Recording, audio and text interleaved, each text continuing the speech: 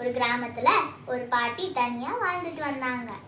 அவங்களுக்குன்னு வருமானம் ஏதும் இல்லாதனால தினமும் வடை சுட்டு வித்துட்டு வந்தாங்க. அவங்க சுடுற வடைய சாப்பிட்றதுக்கு ரொம்ப நல்லா இருக்கும். அதனால நிறைய பேர் அந்த பாட்டி கிட்ட வடை வாங்கிட்டு போவாங்க. ஒரு நாள் பாட்டி வடை சுடும்போது ஒரு மரத்துல இருந்து ஒரு காக்கா பார்த்துட்டு இருந்துச்சு. இன்னைக்கு எப்படியாவது ஒரு வடையை சாப்பிடணும் அப்படின்னு நினைச்சது. அந்த காக்கா பாட்டி பக்கத்துல வந்து காக்கான்னு கத்துச்சு. உடனே பாட்டி, என்ன காக்கா வடை வேணுமா அப்படின்னு கேட்டு ஒரு வடையை காக்காவுக்கு கொடுத்தாங்க. காக்கா சந்தோஷத்துல வடையை வாங்கிட்டு கொஞ்சம் தூரத்துல இருந்த மரத்துல போய் உட்கார்ந்துச்சு. இன்னொரு பக்கம் ஒரு நரி ரொம்ப பசியோட இருந்துச்சு.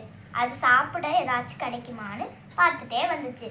அப்ப மரத்துல காக்கா வடையோட இருந்ததை பார்த்துச்சு. உடனே தந்திரக்கார நரி இந்த காக்கா கிட்ட இருந்து எப்படியாவது வடையை வாங்கணுமே அப்படின்னு நினைச்சது. அந்த நரி மனசுல ஒரு திட்டத்தை தீட்டுச்சு.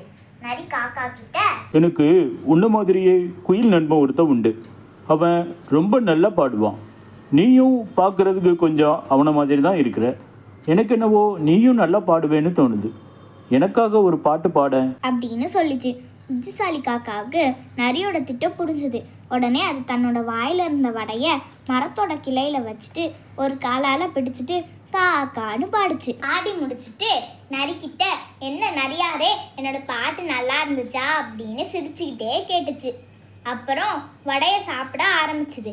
காக்கா வாயை திறந்து பாடுனா வடை கீழே விழுந்துரும். அதை தூக்கிட்டு ஓடிலான்னு நினைச்ச நரி காக்காவோட புத்திசாலித்தனத்தால ஏமாந்து போச்சு.